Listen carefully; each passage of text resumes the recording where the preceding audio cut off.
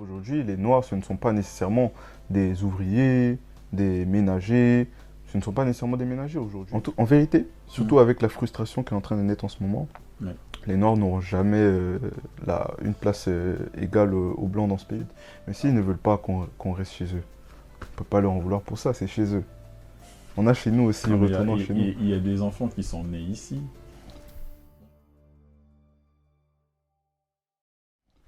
Bonjour Mohamed, Bonjour. merci d'avoir accepté notre invitation. On va se tutoyer, on se connaît, il n'y a pas de souci. Tu es sur une chaîne internet qui s'appelle TrockThink Media. Est-ce que tu peux te présenter brièvement? Pas de souci. Donc moi c'est Mohamed Kaba. Je suis ivoiro-guinéen et je réside en France depuis plus de 3 ans aujourd'hui. Je suis entrepreneur et acteur social. Donc j'ai créé il y a de cela un an une fondation qui s'appelle la Fondation PJF pour une jeunesse forte qui travaille sur la démocratisation d'un système éducatif de qualité en Afrique. Parce que pour nous, aujourd'hui, une jeunesse forte, c'est une jeunesse qui est capable de tenir les enjeux auxquels le continent va être confronté demain. Et pour ça, il va falloir que la jeunesse soit éduquée sur la base des enjeux auxquels on va être confronté. Donc il leur faut une éducation adaptée à ces enjeux-là et aussi adaptée à la culture africaine. Et Donc très c'est pour ça qu'on rapidement, quels travaille sont les aujourd'hui. enjeux auxquels les jeunes seront confrontés? Les enjeux auxquels l'Afrique est confrontée aujourd'hui, Mm. c'est la transition digitale dans un premier temps. On a aussi l'autosuffisance alimentaire, on a les facteurs environnementaux et aussi on a l'éducation tout simplement. Donc il nous faut des personnes qui sont capables de... Pardon, j'ai dit éducation, je voulais parler d'industrialisation. Donc il nous D'accord. faut des personnes qui sont capables de transformer nos matières premières en produits finis de manière à ce que l'Afrique puisse être compétitive aujourd'hui, demain. Et pour ça, il va falloir éduquer, former. Les jeunes sur ces métiers-là. Avec quels moyens?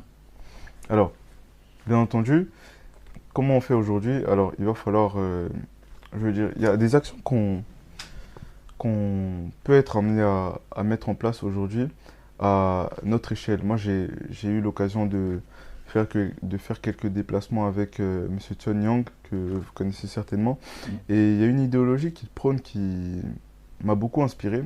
Et c'est une des raisons qui m'a permis d'aller encore plus loin dans les actions que je mène aujourd'hui. C'est qu'il faut toujours que ça commence de quelque part. C'est vrai qu'il faut qu'il y ait la volonté politique derrière, qu'il y ait les gouvernements qui s'investissent derrière pour qu'on puisse travailler et développer le continent, développer, améliorer les conditions de vie des populations. Mais si le gouvernement, dans l'instant présent, ne met pas suffisamment les actions qu'il faut mettre en place pour subvenir à ces enjeux-là, il va falloir que nous, au niveau de notre échelle, on puisse mettre en place, commencer avec un petit groupe de 5, 10, 100, 200 personnes et mettre en place un travail. Parce que ce sont des graines qu'on va planter. Parce que ces personnes-là, demain, elles vont devenir des jeunes compétents qui vont monter des entreprises compétitives qui vont contribuer au développement du continent demain. Et à ce qu'on sait dans le monde, pour avoir des entreprises compétitives, Mhm. il faut absolument qu'il y ait un appui des gouvernements. Avec des gouvernements aussi déconnectés comme on a en Afrique, Mhm. mais vraiment déconnectés, C'est vrai. absents, est-ce que ce n'est pas un combat perdu d'avance? Je vous dis ce que je pense. Je pense que le peuple, la jeunesse, si on se met ensemble, a plus de force que le gouvernement. Et l'objectif pour nous, c'est d'emmener les gouvernements à coopérer à travers des négociations, à travers des preuves, à travers voilà, des analyses. Il faut leur montrer qu'aujourd'hui, l'intérêt de la population, bien sûr, c'est sûr qu'il y a des personnes qui sont corrompues dans nos différents gouvernements, c'est pas la peine de se voiler la face. Mais il y a quelque chose qui est non négligeable aujourd'hui, c'est que l'intérêt de la population doit être prioritaire sur les enjeux de ces pseudo-partenaires occidentaux qui viennent s'installer chez nous. Et c'est sur ça qu'on doit travailler aujourd'hui. Ce sont ce sont des idées reçues qu'on doit éjecter automatiquement de la tête de nos populations. Parce qu'aujourd'hui, on a des jeunes, même qui idéalisent ces entreprises occidentales-là, sans savoir qu'ils ont eux-mêmes la capacité et la possibilité de monter des entreprises qui pourront demain, bien sûr, avec l'avancement des... C'est vraiment de ça que je parle. Mhm. Toutes ces entreprises, tu vas prendre Total, tu vas prendre Google, tu vas prendre Facebook, tu vas prendre même TikTok. Ce sont des entreprises qui sont appuyées par leur gouvernement. Mhm. Que tu les veuilles ou pas. Mhm. Par des services secrets, par des services... Bien mais sûr, vraiment, bien sûr. les gouvernements déconnectés, comment tu peux faire face à toutes ces entreprises-là? Ouais, comme je disais aujourd'hui, Comment tu peux faire face à un Total, aujourd'hui en Afrique, alors que Total est soutenu par la France? déjà, dans un premier temps, aujourd'hui, on a des gouvernements en Afrique qui commencent de plus en plus à se rendre compte de cette supercherie et qui travaillent pour le développement de, même si on a des pays qui sont encore à la bourre, mais on a des gouvernements qui travaillent pour lever justement cette Quel supercherie-là. gouvernement? Alors, je prends le cas aujourd'hui, par exemple, du gouvernement éthiopien, qui privilégie les intérêts des Éthiopiens sur les intérêts des étrangers et des Occidentaux qui viennent s'installer en Éthiopie. Et ça, c'est vraiment un très bon point. On a aussi le gouvernement du Mali, du Burkina et de la Guinée qui aujourd'hui sont aussi en train de prendre le terrain sur ce niveau-là. Et je pense que ce sont des gouvernements qui ne sont peut-être pas parfaits. Les conditions dans lesquelles certains de ces gouvernements ont été installés ne sont pas les plus remarquables, mais il y a quelque chose de non négligeable. C'est que le travail qu'ils font aujourd'hui est un travail remarquable et qui, c'est sûr, aura un impact positif sur le développement de leur pays demain. D'accord. Et pour ta fondation, pour votre fondation, pour aller former les jeunes, et déjà les jeunes, quels sont ces jeunes-là? C'est quel âge à quel âge vous allez former des adultes, des adolescents ou les plus jeunes enfants? Alors pour de nous, combien ça, de temps? ça part des jeunes enfants jusqu'aux jeunes adultes. D'accord. Et sur quel domaine, Sur quel domaine est-ce qu'on va former les jeunes? Ouais, Alors aujourd'hui, qu'est-ce que nous on va faire? Alors dans un premier temps, on va démocratiser l'éducation. C'est notre cheval de bataille principal, c'est de démocratiser l'éducation pour toute la jeunesse. C'est pour ça qu'aujourd'hui on a énormément de... allons un peu lentement sur les D'accord? termes. Démocratiser l'éducation, ça veut dire quoi ça? Alors ça veut dire aujourd'hui qu'il y a énormément de jeunes, alors je vais vous sortir des chiffres, hein. Il y a beaucoup de jeunes aujourd'hui en Afrique qui n'ont pas accès à l'éducation. Ouais. Donc on a plus de 258 millions de jeunes qui ne vont pas à l'école. On a 617 millions de jeunes qui ne savent ni lire, ni écrire, ni faire des calculs simples. On a plus de 60% des jeunes filles qui n'achèvent pas leur scolarité tout simplement. Et 4 millions d'enfants qui sont non scolarisés. 4 millions de jeunes qui sont non scolarisés. Et ça, c'est dangereux aujourd'hui. Et donc, à notre échelle, on essaie de réduire, même si aujourd'hui on n'a pas suffisamment Quelles de sont tes moyens. sources? Quelles sont mes sources? Oui. Alors, c'est les sources que j'ai données, tous ces chiffres proviennent d'un rapport de l'UNESCO. D'accord. Ouais. Ok, vas-y, continue. Proviennent d'un rapport de l'UNESCO en 2020. C'est vrai que ça date de 2020, mais aujourd'hui, on sait que la situation ne s'est pas nécessairement améliorée parce qu'en 2020, je vous rappelle qu'il y a eu le Covid. Et avec le Covid, qu'est-ce qui s'est passé? Distanciel, il y a eu énormément d'écoles confirmées. Rien qu'au Burkina et au Mali, on a plus de 4000 écoles confirmées, ce qui a impacté plus de 800 000 élèves. Et donc la situation scolaire dans ces pays-là s'est encore plus détériorée depuis l'année 2020. Donc peut-être même que les chiffres actuels sont vraiment pires que ceux que je viens de vous citer. Et c'est quelque chose sur lequel on doit travailler. Les gouvernements ont leur part de responsabilité à ce niveau-là. Mais il faut aussi des jeunes leaders qui, quand bien même ils ne seraient même pas politisés, ils puissent justement diriger leurs camarades, leurs petits frères sur le droit chemin. En fonction des moyens que nous avons, on les met à disposition de nos petits frères, de nos enfants, pour leur donner accès à une éducation. D'accord. Et on voit en Occident, en France particulièrement, on est en France, on voit les systèmes, l'éducation nationale en France, à chaque fois qu'il faut réformer l'éducation nationale, ça crée des tensions, tout le monde voit que ça ne va pas dans les bons sens, mais impossible à réformer. On est comme dans une école comme ça, des fous, parfois il n'y a plus de notes, les enfants ne redoublent plus. Qu'est-ce que tu en penses? Est-ce qu'en Afrique, il faut ramener la même chose? Est-ce qu'il faut que les enfants ne redoublent plus? Est-ce qu'il faut qu'on enlève les notes chez les enfants à l'école? Qu'est-ce qu'il faut exactement? Qu'est-ce que tu penses de tout cela? Alors pour moi, il y a une chose qui est essentielle. Déjà, bon, là on va rentrer dans quelque chose qui, voilà, c'est vrai que c'est adapté à nos enjeux, l'enjeu de l'éducation africaine qu'on est en train de traiter, mais ça va un peu plus au-delà de ça. On part sur une dimension pédagogique quasiment, même des neurosciences. Moi, je pense qu'aujourd'hui, le système de notation, il n'est pas propice à l'apprentissage pour un enfant. Parce qu'on va évaluer l'enfant sur la base d'une note, c'est-à-dire sur la base de ce qu'il a appris à un moment précis. Sachant qu'à l'école, on sait très bien comment ça se passe, c'est du par cœur. Donc on va évaluer l'enfant sur la base de ce qu'il a retenu par cœur. Pourtant, tu as des enfants aujourd'hui qui ne sont pas forcément à l'aise pour retenir des choses par cœur, mais qui sont très habiles de leurs mains. Et c'est pour ça qu'aujourd'hui, quand on va parler d'éducation chez la Fondation PJF, c'est vrai qu'il y a l'aspect scolaire qui est en jeu parce que ça a un rôle précis à jouer pour permettre aux enfants d'avoir un esprit critique, de savoir calculer, lire et écrire. Parce qu'aujourd'hui, c'est indispensable dans le monde où on vit aujourd'hui. Mais après ça, Notre objectif, ça va être aussi de former, c'est le cadre, justement l'objectif du partenariat qu'on mène avec une organisation togolaise, parce qu'on est en train d'ouvrir une cellule au Togo, c'est de former aussi les jeunes sur des métiers d'artisanat, sur des métiers d'industriels, qui sont aujourd'hui nécessaires pour le développement de notre continent, et aussi qui sont des métiers euh, pour lesquels certains jeunes sont tout simplement doués, et sur lesquels certains jeunes, justement, ils ont leur grain de sel à apporter là-dessus. Mais si on axe justement la réussite scolaire que sur cet aspect des notes, que sur l'aspect d'avoir 18 sur 20, 18 de moyenne, bien sûr, on construit un modèle sociétal qui est basé sur le développement de la personne et non le vivre ensemble. Et ça, je pense que c'est très néfaste pour l'éducation des enfants. D'accord. Et tout à l'heure, j'avais posé la question que vous formez quels jeunes vous espérez former quand tu dis des jeunes. euh, Est-ce que quelqu'un qui a 35 ans, c'est un jeune? Alors, quelqu'un qui a 35 ans, bien entendu que c'est un jeune parce que à 35 ans, on est toujours dans la fleur de l'âge. On a encore de la force pour apporter euh, une force supplémentaire au groupe pour atteindre nos objectifs, bien entendu. Alors qu'on sait, dans certains domaines, par Mhm. exemple dans la programmation, l'informatique, il faut commencer très tôt, 9 ans, 8 ans, 9 ans, 10 ans pour être assez compétitif, être performant. Quand vous allez former quelqu'un qui a 35 ans, Mhm. est-ce que euh, c'est pas du temps perdu?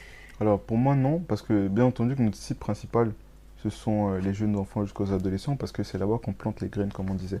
Mais pour moi, la volonté d'une personne qui a 35 ans de se former sur un domaine et d'apporter et d'exploiter sa connaissance et la mettre au service du continent, sa volonté là sera beaucoup plus forte et aura beaucoup plus d'impact que le temps juste qu'on va passer à former cette personne-là. Et donc le temps qu'on va passer à former une personne qui a la volonté et la force justement nécessaire pour aller au bout de cet objectif-là est très importante et sera même déterminante dans l'accomplissement de ces objectifs-là.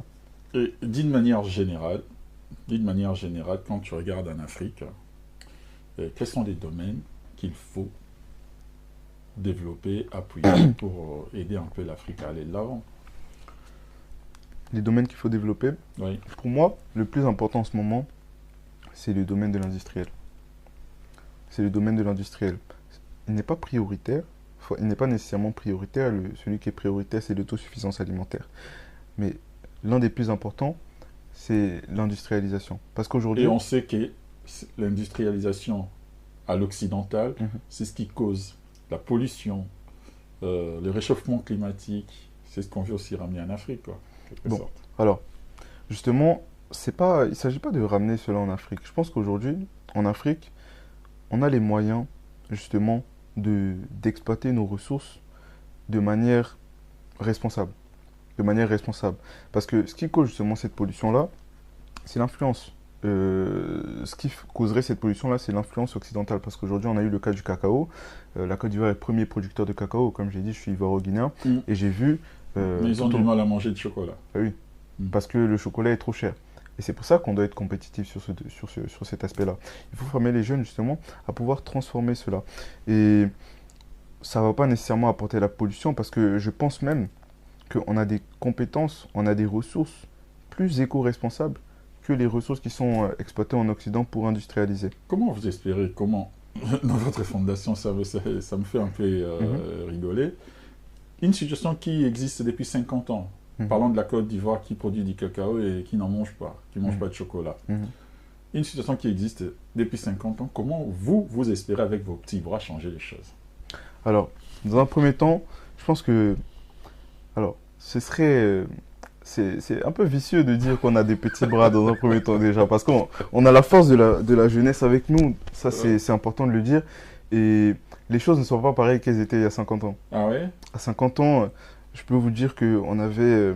alors, ce sont nos parents, on va pas leur en vouloir pour ça nécessairement, mais à 50 ans, on avait des générations d'aliénés qui couraient les rues. Et aujourd'hui, les choses sont tout de même différentes. Vous avez des jeunes comme moi, comme mes jeunes frères, qui aujourd'hui prennent conscience de plus en plus des enjeux auxquels on est confronté, de la supercherie que subit l'Afrique au quotidien par ses partenaires occidentaux, on va dire ses partenaires, ses petits patrons. occidentaux. Et c'est quelque chose sur lequel on doit travailler aujourd'hui. Et je pense que tout va partir de la jeunesse. D'accord. Et quand on regarde aussi, à chaque fois qu'on ramène des projets en Afrique, très souvent, c'est du copier-coller.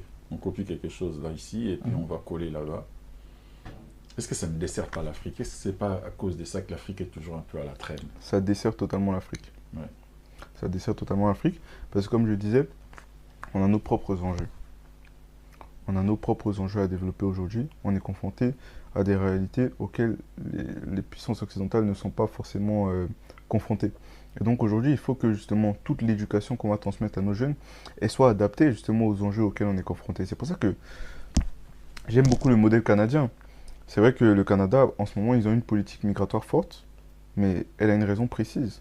Les personnes qui vont accueillir sur le sol canadien sont des personnes qui sont venues spécialement pour se former sur les secteurs d'activité dont le Canada a besoin.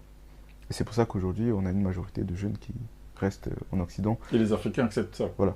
Justement, on devrait C'est pas... un pillage des ressources. C'est un pillage de ressources parce que c'est notre ressource, c'est notre main-d'œuvre qui part de manière totalement gratuite. Que toi, tu vives ici en France, c'est un pillage des ressources. Alors, je pense totalement non parce que moi, je suis ici dans une dynamique de formation. Oui. Donc, je suis venu me former sur des secteurs d'activité qui, pour moi, Et à la fin de la formation, tu seront vas importants rester. demain. Absolument pas. On va te proposer un emploi et puis tu vas rester. Absolument pas. Absolument pas, je suis même très très ferme là-dessus. C'est pour ça que ma fondation aujourd'hui, elle a été créée. Le siège est présent en Côte d'Ivoire. Il n'y a même pas de bureau officiellement ouvert en France parce que ça arrivera peut-être voilà, dans les mois, années qui viennent pour pouvoir mener un travail avec la diaspora. Mais pour moi, c'est pas ce qui Et m'intéresse le qu'est-ce que plus. tu penses quand je regarde tout autour de moi? Tu peux aussi regarder tout autour de toi. Oui. Les gens qui viennent se former en France, en général, tout le monde reste. En général. Je n'ai pas des chiffres, Mhm. mais statistiques. Quand tu regardes très rapidement comme ça, je pense que minimum 90% en fait. Ça, c'est Tout le to- monde reste. Mhm. Qu'est-ce que tu en penses? Pour moi, ça, c'est totalement la faute à nos gouvernements. Ouais. C'est la faute à nos gouvernements et les gouvernements et les personnes d'influence du pays parce que nous n'avons pas réussi à montrer à nos jeunes qu'il y a à manger chez nous. Nous n'avons pas réussi à montrer à nos jeunes qu'il y a des opportunités chez nous. C'est pour ça qu'aujourd'hui, on a eu l'événement avec nos frères qui ont été massacrés à la frontière maroco-espagnole. Mm. On a également le même phénomène qui se passe en ce moment entre la frontière tunisienne et la frontière libyenne. Et ça, c'est dangereux aujourd'hui. Et je pense que c'est quelque chose sur lequel on doit travailler. Il faut qu'on redonne de l'espoir aux jeunes. Il faut qu'on remontre aux jeunes qu'il y a des opportunités chez nous. Il faut qu'on leur ouvre la porte pour ces opportunités-là. Et ça, il y a le gouvernement et les personnes décisionnaires du pays qui ont la possibilité de redonner cet espoir-là aux jeunes. Et c'est ce sur quoi il faut qu'on Mais travaille par aujourd'hui. quel mécanisme? Comment redonner l'espoir? En leur disant quoi? En leur donnant quoi? En faisant quoi pour redonner l'espoir? Quand tu regardes, mais vraiment, quand tu regardes tous ces jeunes qui acceptent de prendre la mer avec tous les risques qui existent, Mhm. mais qui acceptent quand même de prendre la mer pour aller en Occident. Mais qu'est-ce que tu vas leur dire? Qu'est-ce que tu vas faire? Quelle formation tu vas donner pour qu'ils restent? Alors, à savoir que ceux qui sont formés viennent encore ici pour se faire former. Alors, comment dire? Et parfois même ceux qui sont formés là-bas viennent ici pour travailler. Oui, c'est totalement vrai. Comme je le disais, encore une fois, euh, nos gouvernements et nos personnes décisionnaires ont une grande part à jouer à ce niveau-là. Parce qu'aujourd'hui, Ben, commencez plutôt par ça, faites la Mhm. politique, faites un coup de balai, faites de la politique au lieu de faire de l'associatif. alors pour moi, euh, la politique n'est pas nécessairement la voie qui va permettre de changer les choses. Même s'il y a une volonté politique derrière, même s'il faut qu'il y ait une volonté politique pour changer les choses, la politique n'est pas nécessairement la voie pour changer les choses parce qu'aujourd'hui, ce qui a plus de pouvoir encore que la politique, même que le gouvernement, c'est la force des jeunes et des populations. Mm. Et c'est cette force-là que nous, on a décidé d'exploiter aujourd'hui pour changer les choses au maximum sur le continent. C'est un peu une logique différente de ce qui existe ailleurs, quoi. Ailleurs, c'est la politique qui fait les choses, et pour toi, c'est les jeunes qui vont faire les choses. Pour moi, ce sont totalement les jeunes qui vont faire les choses. C'est l'avenir du continent. C'est pour ça que j'ai dit que c'est un combat perdu d'avance. Ah non, c'est absolument pas perdu d'avance. Parce que c'est vrai qu'on n'a pas vu depuis un certain nombre d'années les preuves de cela. Pourquoi? Parce que il y a 50 ans, comme je l'avais dit en début d'interview, on avait des générations d'aliénés. Aujourd'hui, on a des jeunes qui sont assez ouverts d'esprit, qui ont la volonté de se former, qui ont la volonté d'aller de l'avant. Et je peux vous dire, hein, si aujourd'hui les gouvernements ne soutiennent pas les jeunes dans, dans leur développement, dans leur acquisition de compétences pour développer le continent, bah, ils vont le faire, ils vont trouver le moyen de le faire. Ils vont Mhm. certainement trouver les moyens de le faire. D'accord. Et que penses-tu de l'éducation des femmes en Afrique? Tout à Voilà. l'heure, parfois, tu parlais des chiffres Mhm. et des jeunes femmes qui ne finissent pas leurs études. Qu'est-ce que tu Oui, en penses? alors, pour moi, il y a différents facteurs à prendre en compte à ce niveau-là. Alors, en fait, il faut donner une place aux femmes dans le pouvoir décisionnel sur nos différents pays, sur notre continent. Parce que à l'origine, l'Afrique était un continent très riche avant l'arrivée voilà, de l'Occident, avant l'arrivée de l'influence occidentale. L'Afrique était un continent très riche avec des systèmes hiérarchiques très bien établis qui fonctionnaient très très bien et où les femmes avaient un pouvoir décisionnel très fort aussi. Mais aujourd'hui, on se rend compte que ce n'est plus le cas. Et ça, je te le dis honnêtement, c'est le fruit d'une construction sociétale qui est intervenue après, voilà, après la colonisation. Mm. Et je pense que c'est quelque chose sur lequel on devrait revenir aujourd'hui et redonner une place aux femmes dans les décisions. Parce que nous, les hommes, on a eu la chance de faire nos preuves pendant des années. Ça n'a pas forcément réussi. Je pense qu'il faut revoir notre système et peut-être regarder sur ce que nos ancêtres avaient fait à l'époque. Mais sur les études, sur la formation des femmes, je vais poser la question différemment. Mm. Euh, que penses-tu de la croissance de la population en Afrique? On dit que dans quelques années, l'Afrique aura euh, la plus grande croissance mondiale en termes de population. Qu'est-ce que toi tu en penses? Avec l'éducation, comment pouvoir former tous ces gens-là alors qu'aujourd'hui on n'y arrive déjà pas? Alors pour moi, ça va être le fruit d'un très gros travail, en effet. Mais je pense que cette démographie-là, c'est elle qui va faire la force de l'Afrique. Cette puissance démographique. On a vu des pays comme la Chine, l'Inde se développer aujourd'hui grâce à ça.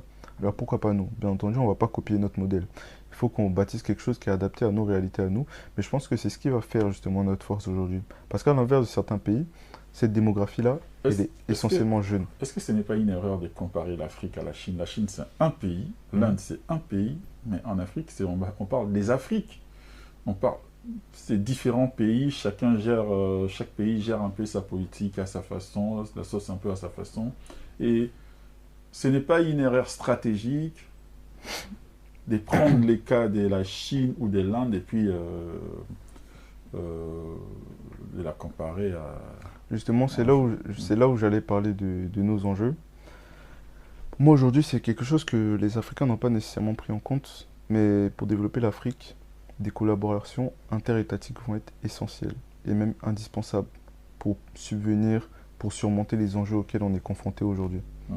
Et je pense que c'est quelque chose qu'on ne prend pas encore assez en compte, mais il va falloir qu'on le prenne en compte. Et c'est pour ça qu'aujourd'hui, je ne parle pas nécessairement de Côte d'Ivoire ou de Ghana ou d'Afrique du Sud, et que je parle d'Afrique tout simplement. D'accord.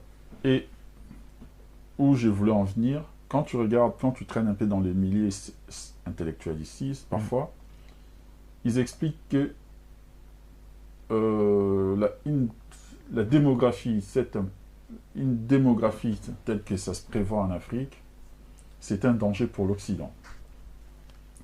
Alors, pour empêcher cette démographie, il faut pousser les femmes à faire des études assez longues.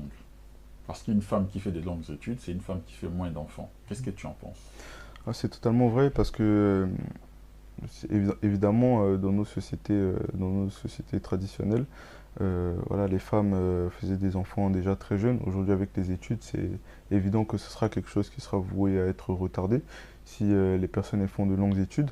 Mais pour moi, c'est quelque chose, il ne s'agirait pas de nécessairement emmener toutes les femmes à faire de longues études parce que toutes les femmes n'ont pas la volonté de faire de longues études, tout simplement. Aujourd'hui, quand on va parler d'éducation, comme je disais, il y a des cadres qui vont devoir être formés, donc qui vont devoir suivre la voie classique, faire des études et ainsi de suite. Et il y a des personnes qui vont devoir être formées pour faire des métiers qui peuvent être même manuelles. Et ça, ce sont des formations qui prennent bien sûr moins de temps. Et il y a toujours eu ça en Afrique. Et simplement, l'objectif pour nous, ça va être de le formaliser un peu plus pour pouvoir l'exploiter et l'utiliser comme outil de développement aussi du continent. Et dans ce cas-là, je pense que notre démographie ne sera aucunement impactée. Mais aujourd'hui, pourquoi est-ce que l'Occident trouve que c'est un danger pour eux de, de la puissance démographique de l'Afrique est un danger pour eux? Aujourd'hui, ces personnes-là se plaignent de l'immigration. Et je vais vous dire pourquoi ces personnes-là se plaignent de l'immigration. C'est qu'à l'origine, quand ils avaient besoin de nos grands-parents pour reconstruire l'Europe, là, ça les arrangeait bien. Et aujourd'hui, qu'est-ce qui se passe? C'est que la chaîne a progressé. Aujourd'hui, les Noirs, ce ne sont pas nécessairement des ouvriers, des ménagers. Ce ne sont pas nécessairement des ménagers. Aujourd'hui, il y a des Noirs qui ont plus de pouvoir d'achat que la moyenne ici en Occident. Et c'est même très très fréquent. Les Noirs ont plus de pouvoir d'achat que la moyenne, la moyenne française. Et c'est quelque chose qui est très frustrant pour ces sociétés-là. Et donc, c'est évident qu'il y aura des choses qui sont mises en place justement pour nous discréditer, bien entendu. Moi, je pense que ici, c'est pas chez moi, bien entendu. Chez moi, c'est l'Afrique. Donc, évidemment, quand j'aurai fini ce pourquoi je suis venu, évidemment que je vais retourner chez moi. Tu dois être mais vraiment l'une des rares des personnes qui disent ça. Ici, c'est pas chez toi. Je suis d'accord, c'est pas chez moi. Moi, je vais vous dire ce que je pense de manière totalement objective de l'immigration. C'est que si les Européens ne veulent pas de nous, bien sûr, aujourd'hui, ils ne peuvent plus dire ça parce que ce sont bien eux qui sont allés chercher des Africains pour venir reconstruire l'Europe et qui les ont fait rester après. Donc, il y a eu la construction de ce modèle-là d'idéalisation de l'Europe et ainsi de suite. Mais s'ils ne veulent pas qu'on reste chez eux, on ne peut pas leur en vouloir pour ça, c'est chez eux. On a chez nous aussi, retournant chez nous. Il y a des enfants qui sont nés ici, qui ont grandi ici, qui n'ont jamais mis le pied en Afrique. Justement, c'est ce que leur dire que chez eux c'est en Afrique, c'est un peu problématique, non? Ils ne parlent ni la langue, ni le... Justement, ouais. Ces personnes-là... Ils ne connaissent pas l'histoire. Ces personnes-là, c'est bien dommage, parce que c'est difficile justement de changer la perception de la vie de ces personnes-là, mais moi je les comprends. Pourquoi? Parce qu'ils ont une histoire qui est liée à la France, parce qu'ils ont grandi ici. Leurs parents ont vécu des choses ici pour leur offrir un certain avenir. Et donc c'est par rapport à ça qu'ils sont si attachés à la France. Mais pour moi, c'est quelque chose. Pour moi, je pense totalement que c'est peine perdue. Parce que en vérité, surtout avec la frustration qui est en train de naître en ce moment, les Noirs n'auront jamais une place égale aux Blancs dans ce pays. Ah oui? Oui, non, pas possible. C'est grave ce que tu dis. Oui, j'en suis totalement conscient parce que je me base sur les événements que je vois au quotidien et sur les choses que j'ai été amené à vivre aussi parfois. Et je pense que c'est pas quelque chose qui se fera comme ça d'un claquement de doigts. Et je pense que justement, compte tenu de tous ces événements-là, on devrait justement prendre conscience justement des ressources qu'il y a chez nous et aller développer chez nous plutôt que de s'accrocher à la vie occidentale, quoi. Une autre question, quand tu regardes un peu l'organisation du monde comme c'est fait, même en termes de formation, quand tu vas apprendre le droit international, je ne sais pas, personnellement, j'ai comme l'impression que tout est fait, tout est fabriqué à l'avantage d'un certain monde. Et vous qui venez étudier ici, et vous apprenez les droits, vous allez appliquer ce que vous avez appris. Est-ce que vous ne travaillez pas toujours pour cet avantage-là, de ces mondes-là? Alors, je ne sais pas si tu as compris. Oui, j'ai bien compris ta question. Je n'étudie pas le droit, je tiens à préciser, mais... Oui. Non, mais j'ai dit le droit, mais ça peut être l'économie, exactement. Ça peut être du business, bien sûr. Je ne sais pas, mais tout est fabriqué, tout est fait, il va falloir respecter ça, et c'est à l'avantage d'un certain monde. Oui. Et toi, tu vas appliquer les mêmes choses, où on voit aujourd'hui, on regarde, les gens sont en Afrique, de plus en plus, les gens s'élèvent contre la démocratie. Cette histoire-là, de refaire des élections tous les 5 ans, dépenser, on prend l'exemple du Congo, dépenser 600 millions de dollars, juste pour changer un président qui ne va rien changer, alors que ces 600 millions de dollars, on pouvait construire des écoles, des hôpitaux, des ceci ou des cela. Donc, dans certains milieux, les gens commencent un peu à se poser la question, est-ce qu'il faut qu'il y ait de la démocratie? Est-ce qu'il faut continuer dans ces systèmes-là qui n'est pas avantageux pour l'Afrique? Totalement. Donc, vous qui étudiez ici l'économie, le droit, les ceci, les cela, vous allez justement appliquer les mêmes choses que vous avez appris ici, et c'est toujours à l'avantage d'un certain nombre. Justement, il y a une nuance à faire à ce niveau-là. Ouais. Et une nuance à faire à ce niveau-là, ça veut dire qu'il y a des personnes qui sont formées et qui n'auront pas l'ouverture d'esprit de comprendre qu'ils sont en train de devenir des pions. Mais ils sont dans une certaine matrice. Justement. Comment tu peux sortir de la matrice alors que tu t'es mis dedans, tu es formé dedans, on t'a appris ça. On t'a dit que 1 plus 1 égale à 2. Comment tu veux maintenant, de par toi-même, dire que 1 plus 1 égale à 50 quoi? Justement, comme je disais, c'est ça l'objectif justement de prendre en considération les technologies justement dont on a besoin et les réadapter en fonction de nos propres enjeux. Alors, on a parlé plusieurs fois de l'exemple de la Chine, etc. Mais ils ont été très bons sur ce niveau-là. Il y a énormément d'ingénieurs chinois qui ont été formés aux États-Unis, en France, en Europe, etc. et qui sont retournés pour apporter justement leur pierre à l'édifice sur le développement de leur pays. Et on l'a vu dans certains pays comme l'Inde aussi également. Et je pense que justement c'est un modèle duquel l'Afrique devrait carrément se rapprocher, ou même de mettre à disposition des jeunes des outils sur place. Ça, ce serait l'idéal, de mettre à disposition des jeunes des outils sur place qui vont leur permettre de se former sur ces métiers-là. Et je pense que c'est ce dont on a besoin, réellement en Afrique. D'accord. Et qu'est-ce que tu penses de nos langues? De nos langues? Oui. De nos langues maternelles qui existent en Afrique. Alors, je pense... Est-ce qu'il faut que les formations se fassent dans des langues maternelles? Parce que un enfant qui est né en Afrique, qui parle qui parle lingala, qui parle, je sais pas, yoruba ou je sais pas moi quoi, qui réfléchit en lingala, et quand il va se faire former, il se fait former en français. C'est-à-dire que déjà pour réfléchir, il faut commencer par les lingala, réadapter en français. Est-ce que ça crée pas un certain... Qu'est-ce que tu penses de nos langues maternelles? Alors, je pense, honnêtement, l'idéal, ce serait que les jeunes soient formés dans les langues locales. Dans certains pays, c'est plus compliqué. Quand on parle de la Côte d'Ivoire, par exemple, où on a 56 ethnies, bien entendu. C'est très compliqué, bien sûr. Mais je pense que les langues locales, elles permettront d'avoir une approche culturelle différente aux jeunes. Et si les jeunes ont une approche culturelle différente, et que cette approche culturelle-là est liée justement à l'histoire, au vécu de l'Afrique et aux enjeux qu'elle est en train de vivre, à partir de là, on aura une vision totalement différente des choses. Il n'y aura plus une idéalisation pour l'Occident. Il n'y aura plus une idéalisation pour les valeurs occidentales, alors qu'on a nos propres valeurs sur lesquelles on doit travailler. Je veux dire, quand tu vas à l'école, on t'apprend à parler français. Comme tu viens de dire, tu as appris lingala, tu as parlé lingala toute ton enfance, tu vas à l'école, tu parles français. Tu sors de l'école, tu rentres à la maison, on te dit, voici le pont de Gaulle. Tu avances encore un peu, le boulevard Valéry Giscard d'Estaing.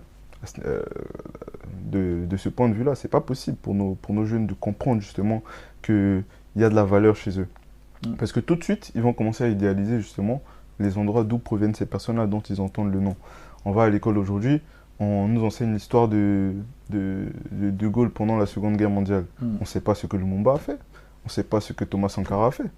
On n'a aucune connaissance de tout ça. Et je pense que c'est ce qui doit revenir au centre de la table. C'est ce sur quoi doivent vraiment être éduqués les jeunes Africains. Et de ce niveau-là, vous allez voir qu'il y aura une prise de conscience collective en Afrique qui va pousser justement le niveau des jeunes et le niveau du continent à quelque chose qu'on n'a pas imaginé. Dans ces cas-là précis, comment batailler contre les gouvernements?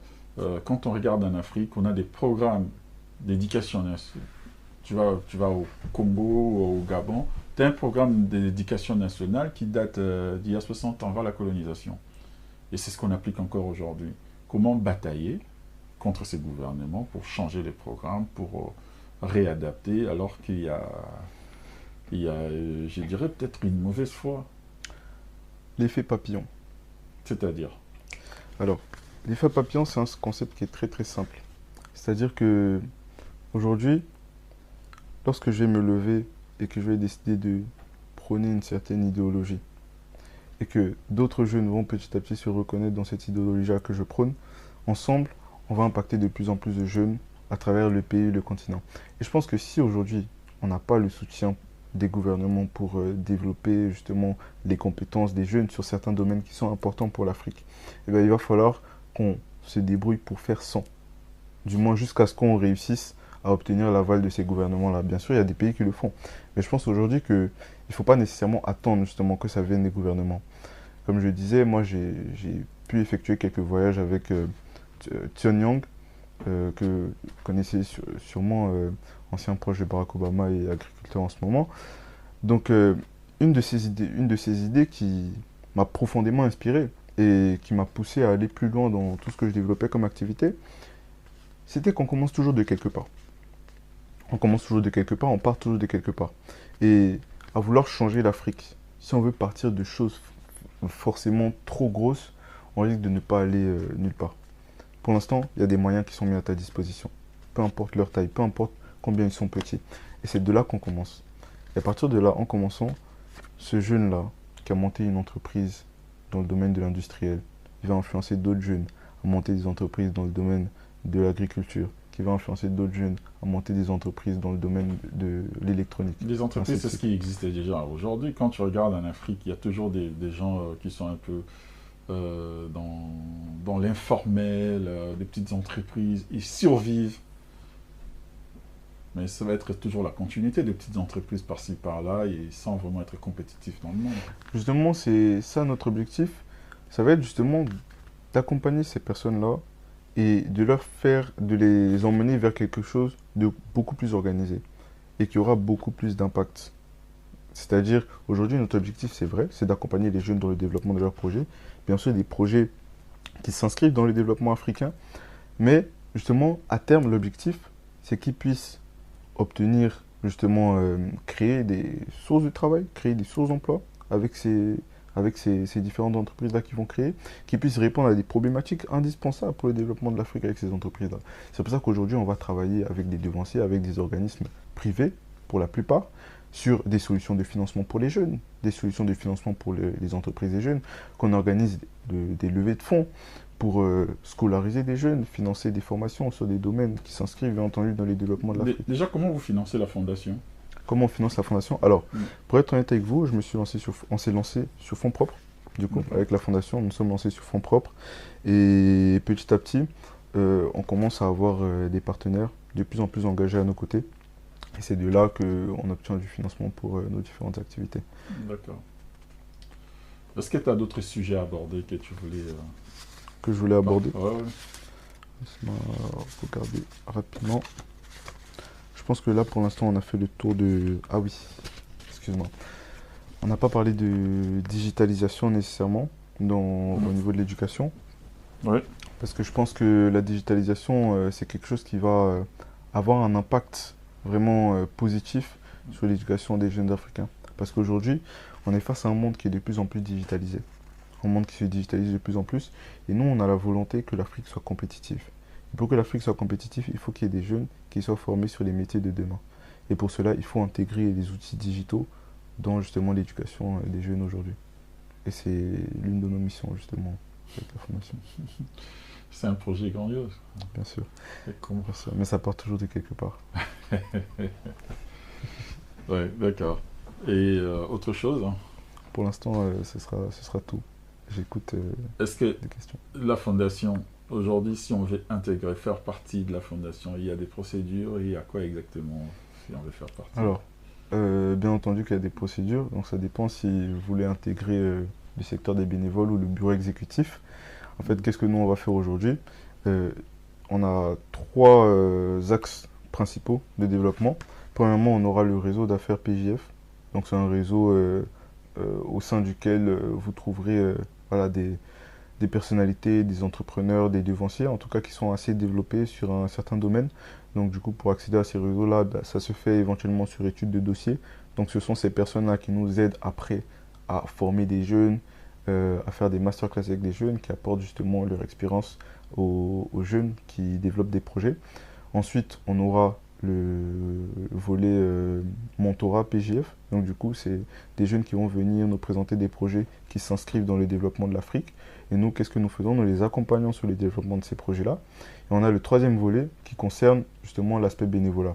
Donc on a des jeunes qui vont nous rejoindre et qui auront la volonté de participer à des activités bénévoles, comme des distributions de kits scolaires, comme celles qu'on prévoit à la rentrée au Togo et en Côte d'Ivoire.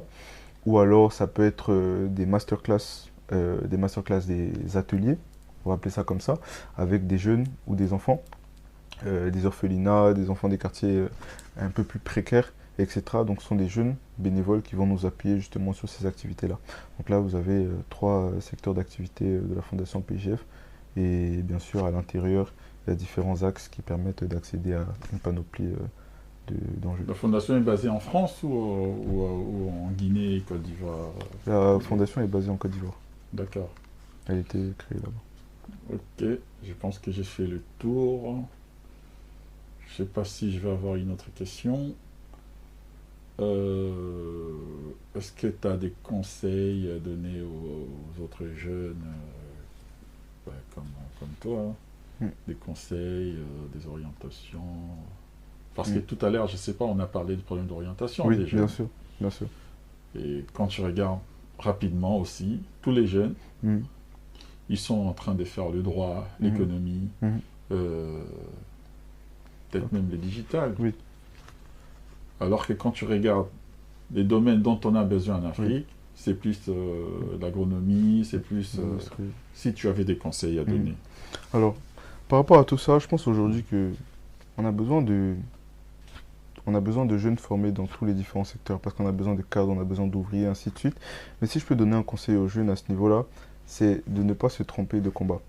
Parce qu'aujourd'hui, il y a quelque chose qui nous fatigue énormément, c'est qu'au moment de se former, et même il y a l'influence parentale qui intervient souvent à ce niveau-là, c'est la question de l'argent. Ah non, il faut faire telle étude, après tu vas avoir un bon métier, un bon salaire, ainsi de suite.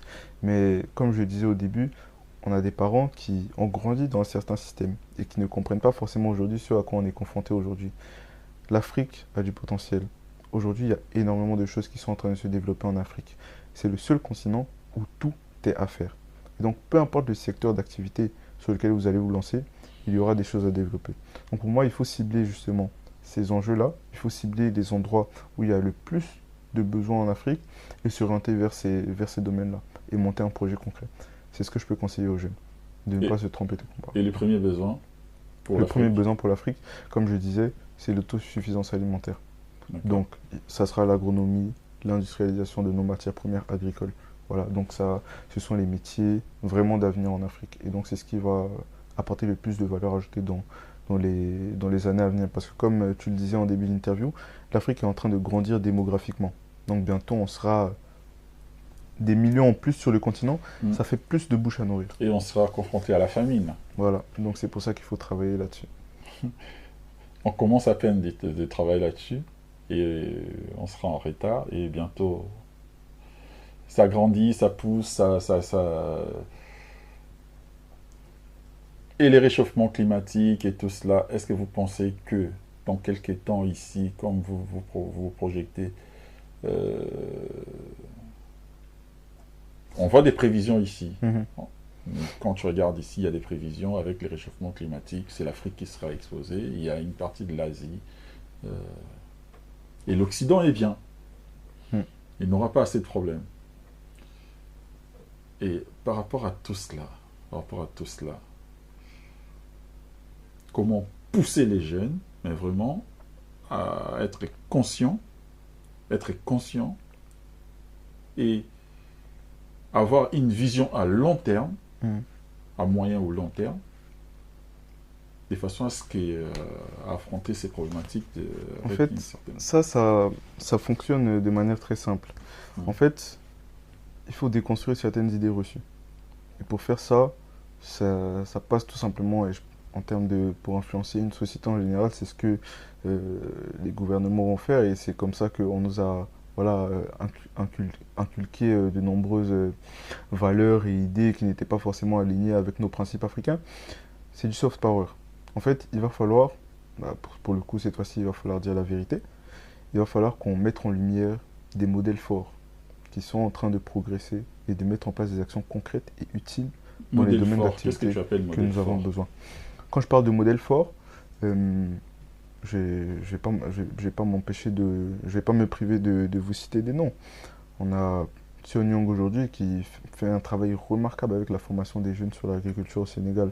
Et moi je le dis tous les jours, en fait tous ces jeunes qu'il est en train de former aujourd'hui, on ne verra pas les effets instantanément, mais ce sont des jeunes qui viennent de la Côte d'Ivoire, du Mali, de la France, et ainsi de suite. Ce sont des jeunes qui sont en train de préparer leur retour sur le continent. Et bientôt on verra une vague de jeunes Mais ça ne date qui pas mettent en place. d'aujourd'hui. J'ai lu un livre. Le livre s'appelle Je suis venu, j'ai vu et je n'y crois plus. C'est un Sénégalais qui, je pense qu'il a écrit, qui a pris dans un premier temps, il est venu pour ses études, et après je pense qu'il a été expulsé, si je me rappelle bien, et il est revenu par la mer, ou c'est l'inverse. Et au final, après avoir vécu ici, il s'est décidé de retourner au Sénégal. Et il conseillait les jeunes, mais il était toujours confronté au même problème. Les gens lui disaient, ben, c'est parce que tu es allé là-bas que tu as quand même réussi. Tu ne vas pas nous empêcher d'aller là-bas, quoi. Justement, ça, comme je le disais, ça, c'est justement, c'est une construction sociétale. Ouais. C'est une construction sociétale. Parce que là, maintenant, qu'est-ce qu'on va devoir faire? Il ne faut plus qu'on axe justement notre mode opératoire sur le fait que les personnes étaient ici. Il faut qu'on axe justement notre mode opératoire sur les opportunités qu'il y a directement, tu vois, directement sur le terrain. Et c'est ce sur quoi on doit travailler. Comme je le disais, aujourd'hui, c'est difficile. Quand tu vas à l'école et que tu dois parler français, quand tu sors et que toutes les rues, les noms des ponts, etc., ce sont des personnes occidentales. Tu parles une langue internationale, une langue étrangère. Oui. Désolé d'avoir coupé un peu. Il y a une question qui m'est venue à l'esprit. Pour ici en Occident, on dit pour un étudiant ou quelqu'un dans un milieu professionnel, pour qu'il soit compétent ou compétitif, il faut parler au moins une langue étrangère. Et en général, c'est l'anglais. Tout le monde doit parler anglais. Oui.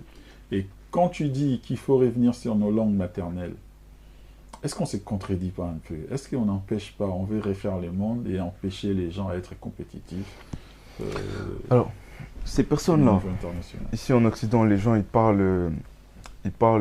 on nous demande d'apprendre une langue étrangère, en effet, mais ils parlent très bien le français sur le territoire. Ils parlent très bien le français, mais on leur demande de parler anglais. On leur demande de parler anglais. Et donc, je pense que c'est vrai qu'on doit remettre au centre nos langues maternelles pour se reconstruire une identité, parce que l'Afrique a perdu son identité. L'Afrique a perdu son identité. C'est un mélange entre certaines valeurs, une influence occidentale. Oui. Refaire des langues maternelles. Il y en a, tu as dit tout à l'heure qu'en Côte d'Ivoire, il y a 56 ethnies. Tu vas, je ne sais pas, n'importe quel pays en Afrique, tu as toujours autant. Il y en a beaucoup. Et dans chaque ethnie, tu as des langues maternelles. Oui. Et quand tu parcours un peu cela, en fonction des langues, il y a des conflits. Oui. Des conflits ethniques. Ça, c'est en fonction des ethnies, oui, bien sûr. Oui. Il y a des conflits, oui, donc, totalement. Encourager les ethnies, encourager les langues maternelles, est-ce que ce n'est pas d'une certaine manière aussi encourager ces conflits, quoi? Justement, je pense que... Plus on crée des différences, plus on crée des tensions. Justement, je pense que c'est à ce moment-là que le gouvernement doit entrer en jeu pour mettre en place justement, non pas une situation de conflit, mais d'orienter cela vers une manière de mettre ensemble les différents peuples. Parce que quand je prends l'exemple du Sénégal, au Sénégal, il y a aussi plusieurs langues. On sait très bien la langue qui est la plus parlée au Sénégal, c'est le Wolof. Le Mali a plusieurs langues, mais on sait très bien que la langue la plus parlée, qui est en train de devenir la langue officielle du Mali, le Bambara. Donc, on a des pays comme l'Éthiopie qui parlent aussi des langues locales, le Niger, et on le voit dans beaucoup de pays. Et ces pays-là mettent en valeur les langues locales, et à côté, pour bien sûr que justement les jeunes et le continent soient compétitifs, il faut qu'on appuie aussi l'apprentissage de langues étrangères, comme le français, l'anglais, l'espagnol. Et ça, c'est essentiel. Mais au centre, je pense qu'il faut toujours que ce soit justement des langues maternelles. En tout cas, aujourd'hui, ça va être beaucoup plus compliqué à cause de l'ampleur. C'est très compliqué, c'est parfois contradictoire. C'est-à-dire, former les jeunes, former les enfants dans les langues maternelles, et après les apprendre à parler anglais, tu crées un retard quand même. Tu es en train de créer un retard là-dessus. Non, il n'y a pas de retard parce que... Autant mieux commencer par l'anglais directement et voilà. Ça dépend sur quoi on base le retard. Ouais. Ça dépend sur quoi on base le retard. Si on base le retard sur le modèle qui est suivi par qui est prôné par les puissances occidentales, là, bien entendu qu'on sera en retard. Mais en retard par rapport à nos enjeux, par rapport aux enjeux auxquels on est confronté aujourd'hui en Afrique, on ne sera pas du tout en retard. Les enjeux auxquels sont confrontés l'Afrique aujourd'hui, qu'est-ce que c'est? Devenir compétitif, donc industrialisation, éducation, autosuffisance alimentaire et écologie. Et reconstruire une identité africaine. Parce qu'aujourd'hui, les valeurs occidentales prennent beaucoup trop d'ampleur en Afrique, ce qui est quelque chose sur lequel on doit travailler, parce que ça influence justement le comportement de nos jeunes. Et c'est quelque chose qui n'est pas acceptable tout simplement. Et je pense que repartir à la source de notre culture, de nos valeurs, ça contient aussi les langues. Et c'est quelque chose qu'on doit prendre en compte tout simplement. D'accord. Euh, Si tu as un dernier mot, on arrive pratiquement à la fin. Donc ça sera pour clôturer. Ok, donc comme je le disais, je vais faire un résumé de un peu tout ce que j'ai dit jusqu'à maintenant pour soutenir vraiment ces idées-là. Moi, je pense qu'aujourd'hui, l'Afrique a une opportunité en or. On est en train de basculer sur un monde multipolaire aujourd'hui. Et c'est quelque chose qu'on devrait utiliser à notre avantage. En tant qu'Africains, on devrait tous s'unir. Euh, je pense qu'il devrait exister un système d'interconnexion entre les États africains pour permettre au continent justement de faire face aux différents enjeux auxquels on va être confronté demain. Parce que les pays africains ne sont pas des cibles en unité. C'est l'Afrique tout entière qui est une cible pour, pour les puissances occidentales. L'Afrique a toujours été vouée à jouer un rôle de producteur de matières premières. Et si on veut sortir de cela aujourd'hui, si on veut être compétitif, si on veut faire grandir nos populations, améliorer le niveau de vie de nos populations, il faut qu'on s'unisse. Et c'est le message que je transmets à toute la jeunesse africaine et à tous les Africains. D'accord, merci Mohamed, merci d'être venu. Merci beaucoup. Et j'espère C'était un qu'on aura plaisir. l'occasion pour une prochaine fois. C'était un plaisir. Allez, merci, à bientôt.